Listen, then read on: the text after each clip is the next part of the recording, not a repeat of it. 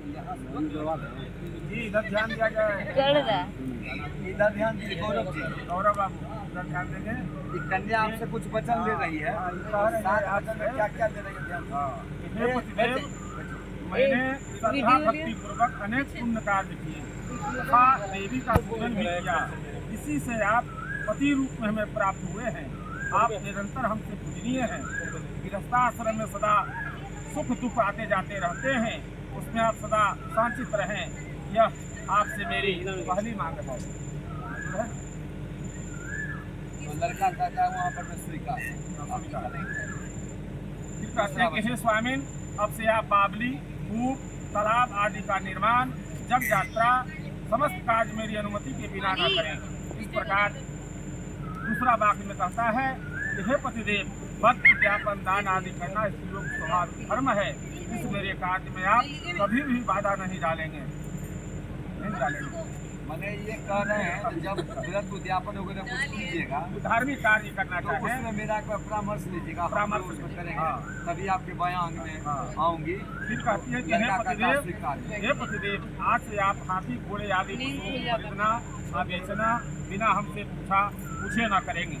कन्या इस पांचवें वाक्य द्वारा ऐसा कहती है कि हे पतिदेव, समय समय पर जो है आप हमको रत्न और सोने चांदी धातुओं से बने अनेक प्रकार के आभूषणों एवं चित्र विचित्र वस्त्रों को जो देंगे, उनको पुनः आप लेने की चेष्टा नहीं करें। ये कहने का मतलब ये है, कह रहे हैं जब आय व्यय के लिए कुछ खरीद बिक्री करते हैं, गाय भैंसी बेचते हैं, ये उस तरह भी मेरा एक परामर्श है, तभी आपके बयांग में आऊँगी। लड़का कहता ठीक है, ये सारे कार्य करेंगे। फिर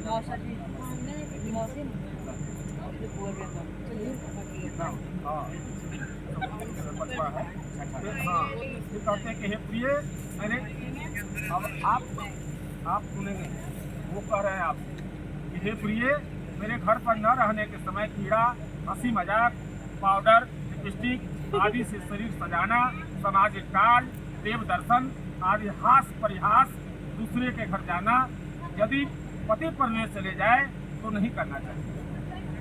मैंने कहने का मतलब ये बता रहे हैं जो है, मेरे पिताजी को अपने पिता के समान समझो, मेरे घर को अपने घर के समान समझो, उसके हिसाब से व्यवहार करो।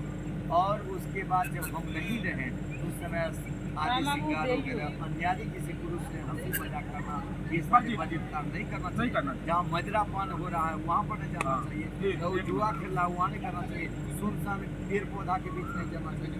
कहते हैं कि हे देवी, तुम्हारे साथ इस विवाह में भगवान विष्णु, अग्नि, ब्राह्मणगण, ये बंधु बांधव जितने भी बैठे हुए हैं, सब साक्षी के रूप में है। ध्रुव तारा जो है, अभी आधा घंटा के बाद ध्रुव तारा जो है निकलता है, बड़ा करेगा, उसका दर्शन करवाएंगे। हे ब्राह्मणे, तुम इस समय अपना चित्त मेरे चित्त के अनुसार रखना और हमारी उचित आज्ञा का उल्लंघन नहीं करना, तथा मैं जो भी कुछ कहूँ उसे अपने मन में रखना और मेरे नियम अनुकूल अपने हृदय में रखना।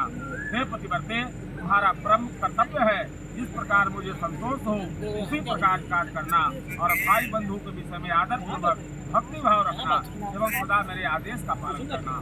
मतलब आप बोल रहे हैं इससे पहले आपके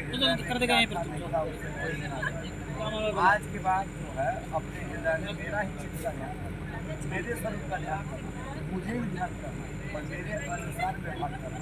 हम क्या चाहते हैं, मेरी मन क्या है, मेरे सुख दुख लाभ आने का ख्याल। कहते हैं कि हे सुखी, पत्नी के बिना गृहस्थाश्रम धर्म पालन नहीं हो सकता, अतः तुम मेरी सात पात्र बायंगी एवं सहधारिणी बनो।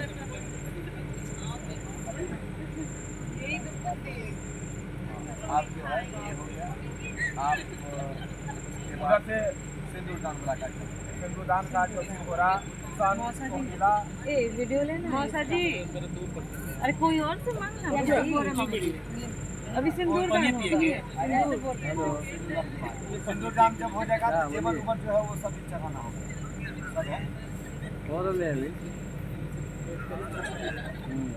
अभी सिंदूर वाला